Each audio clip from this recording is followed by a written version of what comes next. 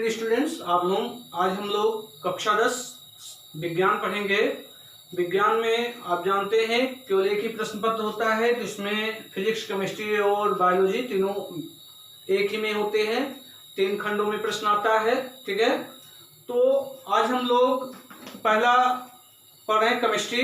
Chemistry में हमने unit first में आपको बताया था कि रासायनिक पदार्थ में प्रकृति एवं व्यवहार, उसके बारे में आपको बता दिया गया। तो इसी क्रम में हम दूसरा चैप्टर आज शुरू कर रहे हैं। दूसरा चैप्टर है अम्ल, क्षार तथा लवण। कक्षा 10 विज्ञान, जिसमें हम पढ़ेंगे अम्ल,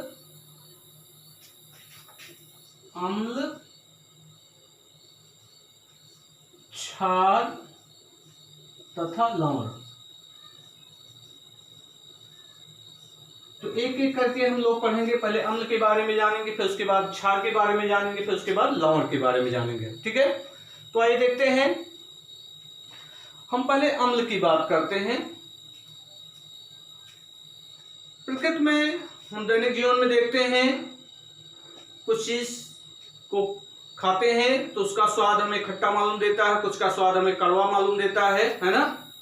तो जैसे इमली हुआ, नींबू हुआ, संतरा हुआ, है ना। तो इन सबके स्वाद कैसे होते हैं? खट्टे होते हैं, ठीक है।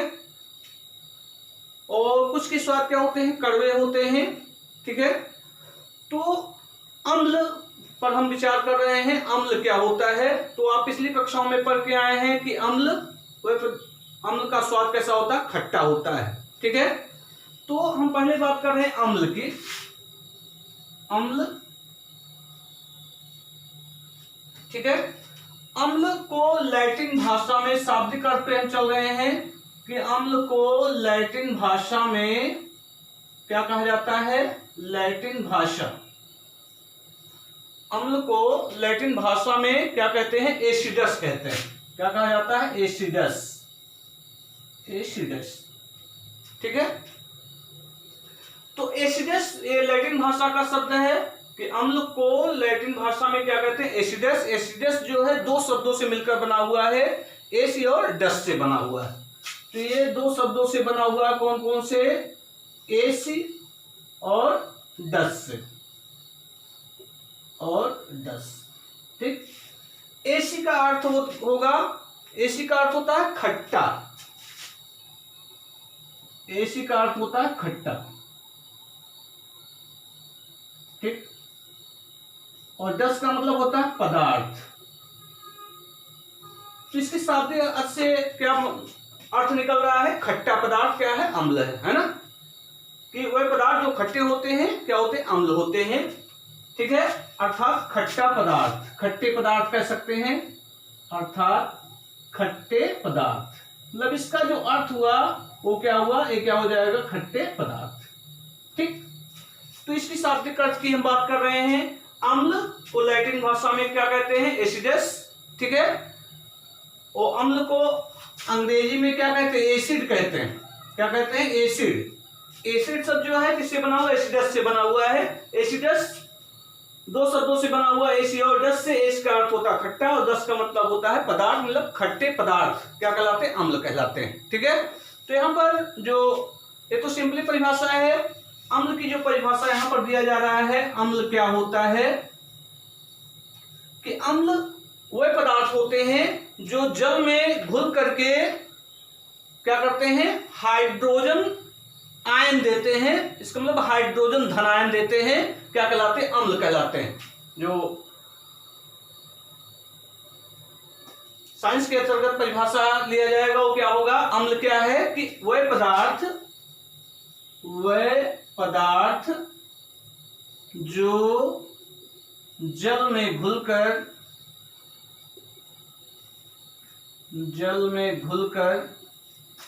हाइड्रोजन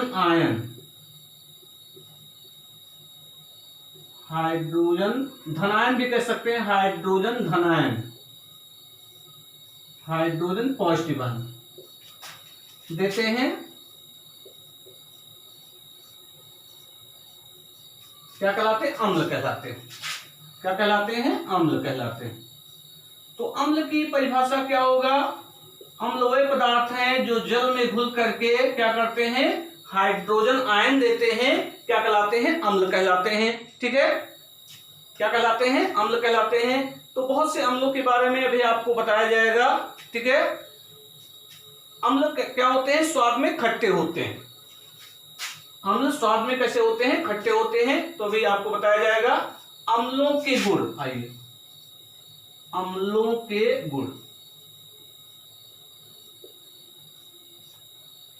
अम्ल के गुण, पहला गुण, अम्ल का जो अनिवार्य घटक है वो क्या है? हाइड्रोजन है। ठीक है, अम्लों का अनिवार्य घटक क्या होता है? हाइड्रोजन होता है। अम्लों का हाइड्रोजन, अम्लों का अनिवार्य घटक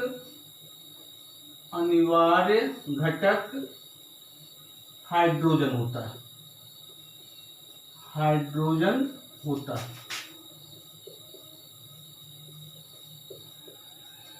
अम्लों का अनिवार्य घटक कौन होता है? हाइड्रोजन होता है। ठीक है, और अम्लों का जो पीएच मान है, पीएच मान इसी चैप्टर में आपको बताया जाएगा, पीएच वैल्यू।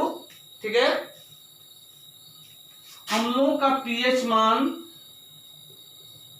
अम्लों का पीएच मान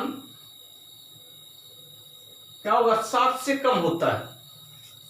पीएच मान सदैव 7 से कम होता है। सदैव 7 से कम होता है।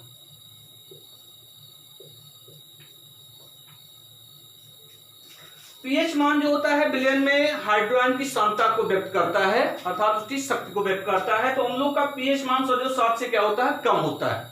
ठीक है, तो जिसका पीएच मान 7 होगा वो विलयन क्या होगा? उदासीन होगा। जिसका 7 से कम होगा वो क्या होगा? अम्लीय होगा। जिसका 7 से अधिक होगा वो क्या होगा? क्षारीय होगा।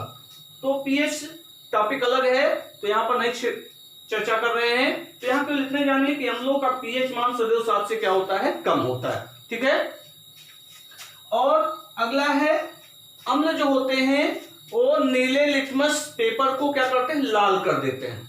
लिटमस जो होता है वो जल में घुलनशील होता है। ठीक है, ये प्राकृतिक सूचक है। ठीक है, लिटमस जो है ये प्राकृतिक सूचक है, ये जल में घुलनशील होता है।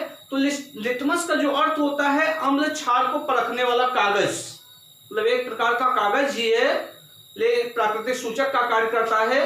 तो ये जल में घुलनशील है, तो ये अम्ल और क्षार को क्या करता है? परखता है। ठीक है, अर्थात उसके रंग को क्या कर देता है? परिवर्तित कर देता है। ठीक है, तो अम्लों का पीएच मान सदैव 7 से कम होता है, और अम्ल नीले लिटमस पत्र को, अम्ल नीले लिटमस पेपर को लाल कर देता, लाल कर देता।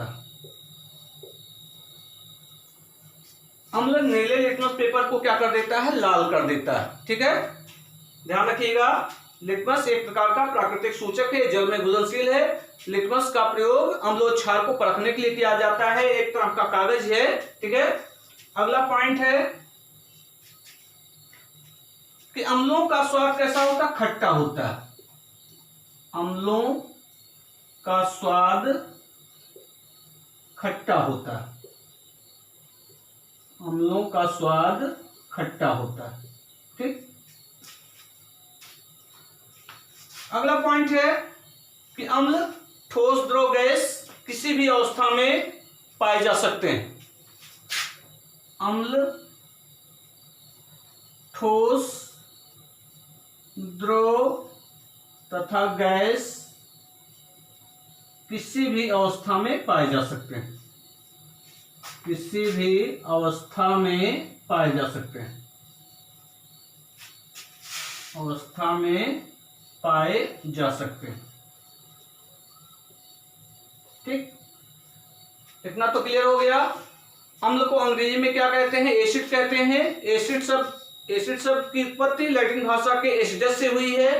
एसिडस 2 शब्दों से मिलकर बना हुआ, एस और डस। एस का अर्थ होता है खट्टा और डस का मतलब होता है पदार्थ। कि वे पदार्थ जो खट्टे होते हैं उनमें क्या होता है? अम्ल होता है। ठीक है, तो अम्ल की परिभाषा क्या होगा? अम्ल वह पदार्थ हैं जो जल में घुल करके क्या करते हैं? हाइड्रोजन आयन देते हैं, क्या कहलाते हैं? अम्ल कहलाते हैं। और विभिन्न रसायनज्ञ भी अम्ल की अलग अलग परिभाषा दिए हैं, तो उसके बारे में भी बाद में चर्चा होगा। तो भाई सिंपली साधारण रूप से आप जानिए कि अम्ल का जो अनिवार्य घटक होता है वो क्या होता है? हाइड्रोजन होता है। अम्ल का पीएच मान 7 से कम होता है। अम्ल नीले लिटमस पेपर को क्या कर देता है? लाल कर देता है। अम्लों का स्वाद कैसा होता है? खट्टा होता है। अम्ल किसी भी अवस्था में अर्थात ठोस द्रव गैस किसी भी अवस्था में पाया जा सकता है। ठीक है। अब इसमें दो चीजें हैं, बहुत से अम्ल हैं, तो प्रबल अम्ल और दुर्बल अम्ल। तो सबसे प्रबल अम्ल कौन होता है? HCl होता है। ठीक है। और सबसे दुर्बल अम्ल क्या होता है? कार्बोनिक अम्ल होता है। ठीक है। तो ये अम्लों की प्रबलता जब आपको बताया जाएगा कि सबसे प्रबल अम्ल कौन है, सबसे दुर्बल अम्ल कौन है, तो सबसे प्रबल अम्ल क्या है? HCl है। और सबसे दुर्बल अम्ल कौन है? कार्बोनिक अम्ल है। ठीक है। अब यहां पर हम कुछ अम्लों की चर्चा करेंगे, उनके उपयोग के बारे में जानेंगे, उनके उपनाम के बारे में भी जानेंगे। तो कुछ प्रमुख अम्ल हैं, तो कुछ प्रमुख अम्लों में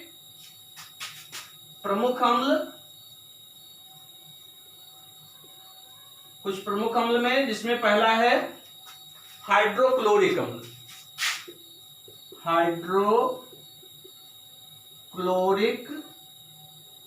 हाइड्रोक्लोरिक अम्ल या एसिड भी कह सकते हैं, हाइड्रोक्लोरिक एसिड, जिसका अणुसूत्र होता है HCl। जिसका अणुसूत्र क्या होता है? HCl। हाइड्रोक्लोरिक अम्ल की बात हो रही है ना। तो इसको हाइड्रोक्लोरिक अम्ल को क्या कहते हैं? इसे तेजाब का अम्ल भी कहते हैं। इसे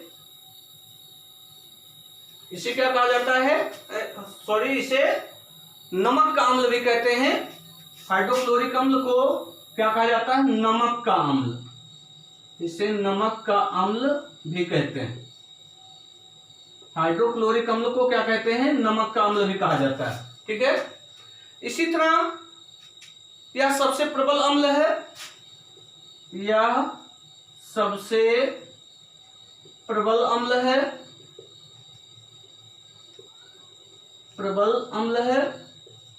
प्रबल का मतलब होता है पूर्ण रूप से आयनित होना। दुर्बल क्या होगा? आंशिक रूप से आयनित होता है। और प्रबल क्या होता है? पूर्ण रूप से आयनित होता है। ठीक है।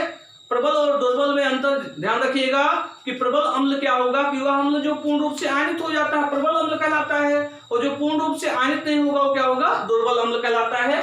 तो यह सबसे प्रबल अम्ल है। इसका पीएच मान 0 होता है। इसका पीएच मान 0 होता है। ठीक है। तो हाइड्रोक्लोरिक अम्ल के बारे में इसे नमक का अम्ल भी कहते हैं। हाइड्रोक्लोरिक अम्ल को ये प्रबल अम्ल है, इसका पीएच मान कितना होता है? 0 होता है। ठीक है। ध्यान रखिएगा। ठीक है। अब इसका उपयोग, इसका कहां कहां उपयोग होता है? तो इसके बहुत जगह उपयोग होता है, लेकिन कुछ मुख्य आप जान लीजिए। किसका उपयोग? इस्पात उद्योग में होता है। इस्पात उद्योग में होता है। इसका उपयोग कहां होता है? इस्पात उद्योग में होता है। ठीक है। और क्लोरीन गैस के निर्माण में भी इसका उपयोग होता है। क्लोरीन गैस के निर्माण में HCl का उपयोग क्लोरीन गैस के निर्माण में भी होता है, इस्पात उद्योग में भी होता है। ठीक है। और इसी तरह है एक्वारेजिया, जिसको अम्लराज कहते हैं। एक्वारेजिया के निर्माण में, और इसको क्या कहा जाता है? अम्लराज भी कहा जाता है। ठीक है। अम्लराज क्या होता है? अम्लराज में 3 भाग HCl और 1 भाग नाइट्रिक अम्ल का मिश्रण होता है। तो भी इसको आएगा तो बताएंगे। तो ये हाइड्रोक्लोरिक अम्ल के बारे में संक्षिप्त जानकारी थी। ठीक है। इसी तरह नाइट्रिक अम्ल की बात कर रहे हैं। दूसरा है नाइट्रिक अम्ल। दूसरा है नाइट्रिक अम्ल या नाइट्रिक एसिड।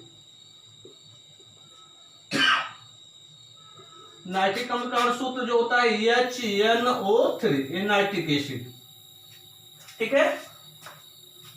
इसको सोरे का अम्ल भी कहते हैं, इसे सोरे का अम्ल भी कहते हैं, इसे सोरे का अम्ल भी कहते हैं।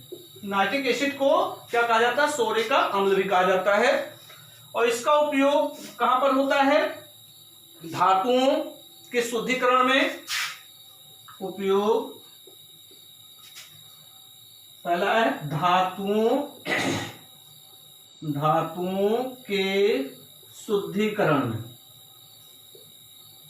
धातुओं के शुद्धिकरण में। दूसरा है, इसका उपयोग कहां होता है? धातुओं के शुद्धिकरण में होता है। और एक्वारेजिया के निर्माण में, एक्वारेजिया जिसको अम्लराज कहते हैं, के निर्माण में नाइट्रिक अम्ल का उपयोग एक्वारेजिया अर्थात अम्लराज के निर्माण में भी होता है। ठीक है।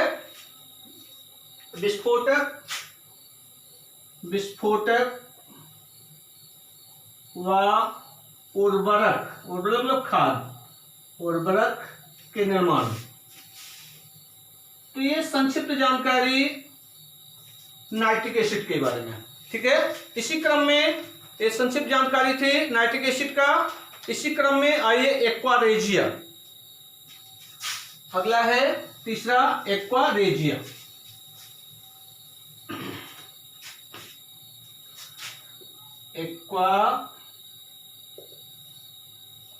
एक्वारेजिया इसको कहते हैं अम्लराज, अम्लराज। ठीक है। इसको क्या कहा जाता है? अम्लराज कहा जाता है। ठीक है। ये अम्लों का राजा नहीं है, अम्लराज इसका नाम है। ठीक है। अम्लराज अम्लों का राजा नहीं बल्कि अम्लराज है। तो इसमें क्या होते हैं? विभिन्न प्रकार की कुछ धातुएं क्या हो जाती हैं? आसानी से घुल जाती हैं। ठीक है। तो एक्वारेजिया को क्या कहते हैं? अम्लराज भी कहते हैं। ठीक है। इसका निर्माण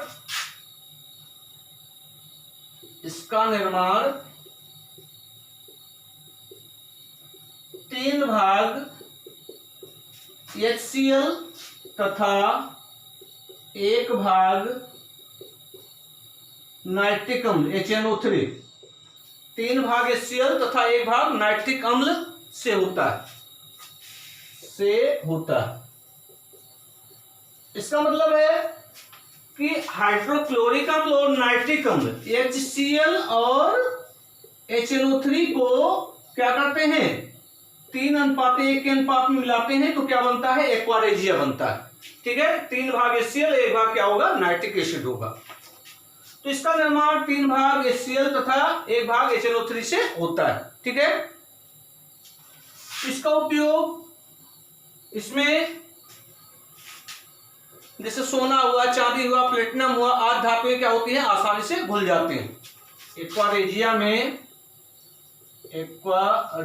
में सोना, चांदी, प्लेटिनम आदि आसानी से घुल जाते हैं,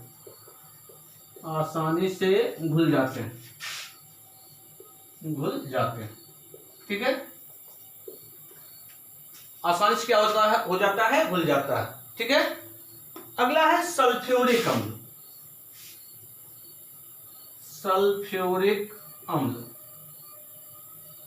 सल्फ्यूरिक अम्ल इसका फार्मूला होगा H2SO4, ये सल्फ्यूरिक अम्ल। ठीक है। H2SO4 सल्फ्यूरिक अम्ल है। इसे गंधक का अम्ल भी कहते हैं। सल्फ्यूरिक अम्ल को क्या कहा जाता है? गंधक का अम्ल इसका उपनाम है। और ये क्या है? अम्लों का राजा। इसको क्या कहते हैं? अम्लों का राजा भी कहते हैं, अम्लों का राजा। सल्फ्यूरिक अम्ल को क्या कहा जाता है? अम्लों का राजा कहा जाता है। ठीक है। और इसको आयल ऑफ विट्रोयल भी कहते हैं, आयल ऑफ विट्रोयल, इसको आयल ऑफ विट्रोयल भी कहते हैं। ठीक है। तो ये सल्फ्यूरिक अम्ल का उपनाम था। ठीक है, इसका उपयोग कहां कहां होगा? स्टोरेज बैटरी में, ठीक है। दूसरा, स्टोरेज बैटरी में इसका क्या होता है? उपयोग होता है पेट्रोलियम के शुद्धिकरण में भी, पेट्रोलियम के शुद्धिकरण में, और तीसरा है अग्निशमन यंत्र में,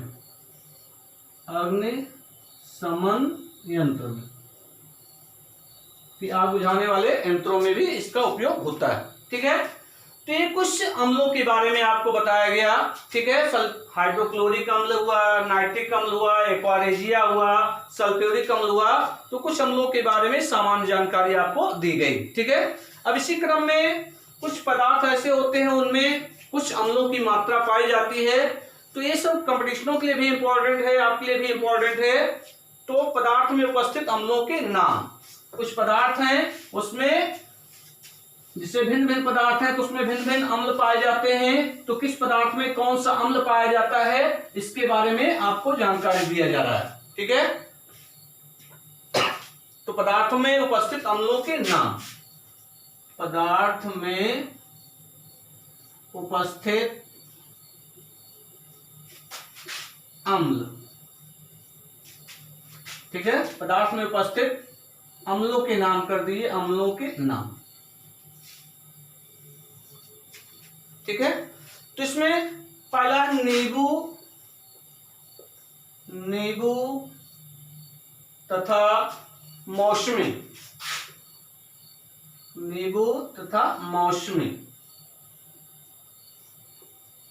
में कौन सा अम्ल होता है? नींबू या मौसमी में कौन सा अम्ल होता है? नींबू खट्टा होता है, नींबू का स्वाद कैसा होता है? खट्टा होता है। तो इसमें कौन सा अम्ल उपस्थित होता है जिसके कारण ये खट्टा होता है? साइट्रिक एसिड होता है।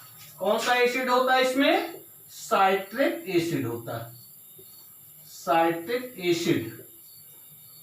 देखिए कंपटीशन में भी बहुत पूछा जाता है कि नींबू में कौन सा अम्ल उपस्थित होता है? साइट्रिक एसिड होता है। ठीक है, इसी तरह दूसरा है इमली अंगूर। इमली भी क्या होता है? खट्टा होता है। ठीक है, इमली कैसा होता है? खट्टा होता है। इसका स्वाद इमली का, अंगूर का भी स्वाद कैसा होता है? अगर कच्चा है तो कैसा होता है? खट्टा होता है। तो उसमें कौन सा एसिड होता है? टार्टरिक एसिड होता है, टार्टरिक एसिड। नींबू में साइट्रिक एसिड, इमली में या अंगूर में कौन सा एसिड होता है? टार्टरिक एसिड होता है। दही भी खट्टा हो जाता है किसके कारण? लैक्टिक अम्ल के कारण। दही में खट्टापन किसके कारण होता है? लैक्टिक अम्ल के कारण, लैक्टिक अम्ल के कारण दही क्या होता है? दही का स्वाद खट्टा होता है। ठीक है, मक्खन, अगला है मक्खन भी खट्टा हो जाता है। तो किसके कारण? इसमें कौन सा अम्ल उपस्थित होता है? ब्यूटेरिक अम्ल। मक्खन में कौन सा अम्ल? ब्यूटेरिक अम्ल। नींबू या मौसमी में साइट्रिक अम्ल, इमली या अंगूर में टार्टरिक अम्ल, दही में लैक्टिक अम्ल, मक्खन में ब्यूटेरिक अम्ल। ठीक है, इसी तरह सेब में कौन सा अम्ल होता है? मैलिक अम्ल होता है, मैलिक एसिड। सेब में कौन सा अम्ल होता है? मैलिक एसिड होता है। ठीक है, घास में बेंजोइक अम्ल, घास में कौन सा अम्ल होता है? बेंजोइक अम्ल। घास में कौन सा अम्ल उपस्थित होता है? बेंजोइक अम्ल या बेंजोइक एसिड भी कह सकते हैं। ठीक है, मूत्र में सब जानते हैं यूरिक एसिड होता है। कौन सा एसिड होता है? Uric acid. अगला है सिरका या फलों का रस, सिरका या फलों का रस, विभिन्न प्रकार के फलों के रस से सिरका भी निर्मित होता है। ठीक है, जिस सिरका या फलों का रस, तो इसमें कौन सा अम्ल होता है? एसिटिक अम्ल होता है। एसिटिक अम्ल सिरका में या फलों के रस में कौन सा अम्ल होता है? एसिटिक अम्ल उपस्थित होता है। ठीक है, इसी तरह अगला है टमाटर में। टमाटर भी खट्टा होता है। ठीक है, तो इसमें कौन सा अम्ल उपस्थित होता है? ऑक्जेलिक अम्ल। ऑक्जेलिक अम्ल, ऑक्जेलिक अम्ल की उपस्थिति के कारण टमाटर कैसा होता है? खट्टा होता है। ठीक है, इसी तरह प्रोटीन में कौन सा अम्ल होता है? एमिनो अम्ल होता है। आप उच्च क्लासों में पढ़ेंगे तो प्रोटीन में कौन सा अम्ल होता है? एमिनो अम्ल होता है। एमिनो अम्ल होता है। ठीक है, तो इतना तो आपको बताया गया। इसी क्रम में एक बार पुनः रिपीट करा दे रहे हैं कि नींबू या मौसमी में कौन सा एसिड होता है? साइट्रिक एसिड होता है। इमली या अंगूर में कौन सा अम्ल होता है? टार्ट्रिक एसिड होता है। दही में कौन सा अम्ल? लैक्टिक अम्ल। मक्खन में ब्यूटेरिक अम्ल। सेब में मैलिक अम्ल। घास में बेंजोइक अम्ल। मूत्र में यूरिक एसिड। सिरका या फलों के रस में एसिटिक अम्ल होता है। ठीक है, टमाटर में ऑक्जेलिक अम्ल होता है। प्रोटीन में कौन सा अम्ल होता है? एमिनो अम्ल होता है। इसी तरह चींटी, बिच्छू, मधुमक्खी, नेटल के डंक में कौन सा अम्ल होता है? फार्मिक अम्ल होता है। चींटी, बिच्छू,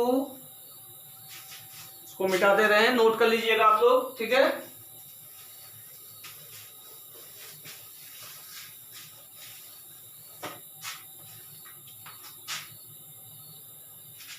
चींटी,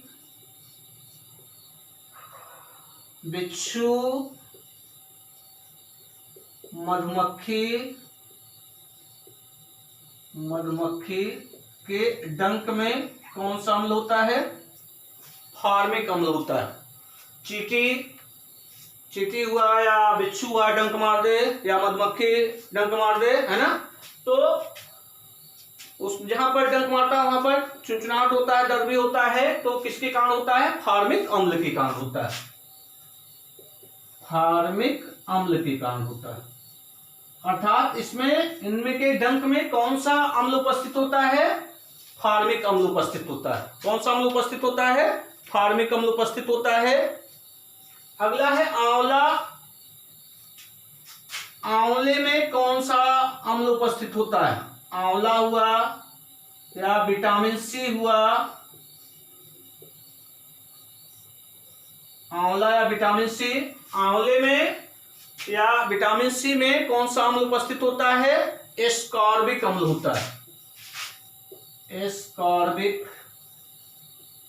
अम्ल, विटामिन सी का रासायनिक नाम भी एस्कॉर्बिक अम्ल है। एस्कॉर्बिक अम्ल। तो आंवला या विटामिन सी में कौन सा अम्ल होता है? एस्कॉर्बिक अम्ल होता है। इसी तरह बसा और सीमेंट में ओलिक अम्ल। बसा में या सीमेंट में कौन सा अम्ल होता है? ओलिक अम्ल होता है। ठीक है, ओलिक अम्ल। कौन सा अम्ल होता है? ओलिक अम्ल होता है। ठीक है, इसी क्रम में गेहूं में कौन सा अम्ल होता है? ग्लूटेनिक अम्ल होता है। ग्लूटेनिक अम्ल होता है। कौन सा अम्ल उपस्थित होता है? ग्लूटेनिक अम्ल उपस्थित होता है गेहूं में कौन सा अम्ल उपस्थित होता है? ग्लूटेनिक अम्ल उपस्थित होता है। ठीक है, इसी तरह गन्ना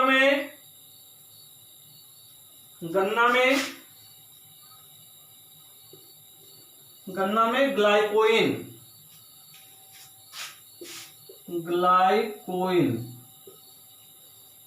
गन्ना में कौन सा अम्ल उपस्थित होता है? ग्लाइकोइन उपस्थित होता है। चाय में टैनिन अम्ल। चाय में कौन सा अम्ल उपस्थित होता है? टैनिन अम्ल उपस्थित होता है। समुद्री शैवाल, समुद्री शैवाल, समुद्री शैवाल में कौन सा अम्ल उपस्थित होता है? तो समुद्री शैवाल में क्यूसेनिक एल्जिलिक अम्ल, क्यूसेनिक एल्जिलिक अम्ल, एल्जिलिक अम्ल, समुद्री शैवाल में क्यूसेनिक एल्जिलिक अम्ल। आमाशय, हमारे आमाशय या पेट में, आमाशय या पेट में कौन सा अम्ल उपस्थित होता है? हाइड्रोक्लोरिक अम्ल, हाइड्रोक्लोरिक अम्ल, हाइड्रोक्लोरिक अम्ल उपस्थित होता है। ठीक है, आमाशय या पेट में कौन सा अम्ल उपस्थित होता है? हाइड्रोक्लोरिक अम्ल उपस्थित होता है। सोडा वाटर, सोडा वाटर में कार्बोनिक अम्ल, कौन सा अम्ल उपस्थित होता है? कार्बोनिक अम्ल, कार्बोनिक अम्ल। ठीक है, तो ये कुछ पदार्थों के नाम थे। ठीक है, या कुछ वनस्पति भी थे, कुछ जीव भी हैं। तो इन सब में कौन सा अम्ल उपस्थित होता है, तो इसकी जानकारी आपको दे दी गई। तो ये कंपटीशन के लिए भी इंपॉर्टेंट है, आपके लिए भी इंपॉर्टेंट है। तो इसको आप लोग तैयार कर लेंगे, याद कर लेंगे। ठीक है, कुछ पॉइंट्स हैं उसमें, उसके बारे में भी आपको जानना है। ठीक है, जैसे खाद्य पदार्थों के परिरक्षण में या संरक्षण में कौन सा अम्ल उपयोग किया जाता है? तो बेंजोइक अम्ल या सोडियम बेंजोएट का उपयोग करते हैं। ठीक है, खाद्य पदार्थ जैसे पैकेट में जो खाद्य पदार्थ आते हैं तो उनको सड़ने से बचाने के लिए कौन सा अम्ल उपयोग किया जाता है? तो कौन सा अम्ल है? बेंजोइक अम्ल है या सोडियम बेंजोएट का उपयोग करते हैं। ठीक है, फलों के रस को सुरक्षित रखने के लिए किसका उपयोग किया जाता है? फार्मिक अम्ल का उपयोग किया जाता है। ठीक है, तो इस तरह कुछ इंपॉर्टेंट पॉइंट्स है, तो उसको आप नोट कर लेंगे। देखिए, खाद्य पदार्थों के परिरक्षण में, खाद्य पदार्थों के परिरक्षण में कौन सा अम्ल प्रयोग किया जाता है? खाद्य पदार्थों के परिरक्षण में कौन सा अम्ल उपयोग किया जाता है? बेंजोइक अम्ल, बेंजोइक अम्ल या सोडियम बेंजोएट, सोडियम बेंजोएट, इसका उपयोग करते हैं। ठीक है, खाद्य पदार्थों के परिरक्षण में। अगला है फलों के रस को सुरक्षित रखने के लिए, फलों के रस को, अब देख रहे हैं वर्तमान समय में जो जूस है वो पैकेट में आते हैं। ठीक है, तो उनको सुरक्षित रखने के लिए किसका उपयोग किया जाता है? किस अम्ल का उपयोग करते हैं? फार्मिक अम्ल का। फलों के रस को सुरक्षित करने के लिए किसका उपयोग किया जाता है? फार्मिक अम्ल का, फार्मिक अम्ल का। ठीक है, अगला पॉइंट है कि जैसे कपड़े पर स्याही का धब्बा लग जाए तो उसको हटाने के लिए हम किस अम्ल का उपयोग करते हैं? ऑक्जेलिक अम्ल का उपयोग करते हैं। कि कपड़े पर स्याही का धब्बा लग गया हो, उसको हटाने के लिए, उसको दूर करने के लिए किस अम्ल का उपयोग किया जाता है? ऑक्जेलिक अम्ल का उपयोग किया जाता है। तो देखिए, कपड़ों पर स्याही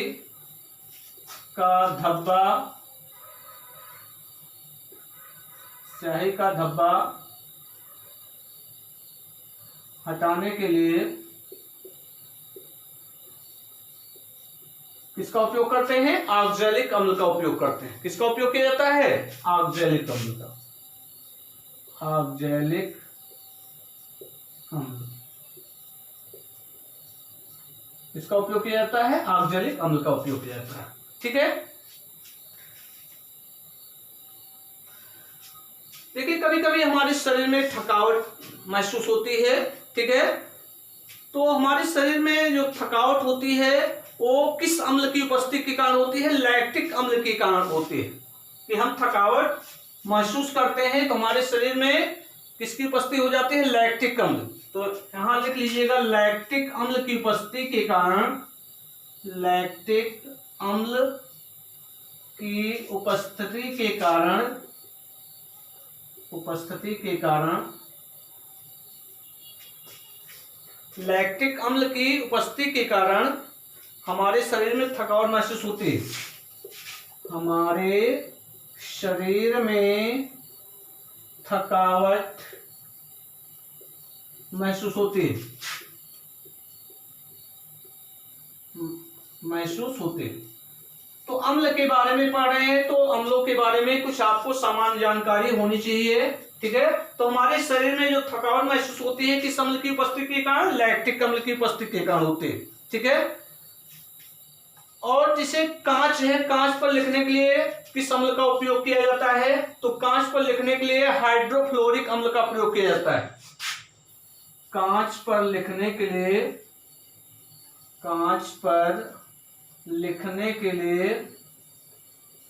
हाइड्रोफ्लोरिक अम्ल का उपयोग किया जाता है, ठीक है। तो ये अम्लों के बारे में सामान्य जानकारी थी, ठीक है। और अम्ल की परिभाषा कई लोग ये हैं, तो उस आधार पर आपको आगे पढ़ाया जाएगा, ठीक है। तो आज इतना इस वीडियो में, और नेक्स्ट जो अगला टॉपिक है अगले वीडियो में पढ़ाया जाएगा। धन्यवाद।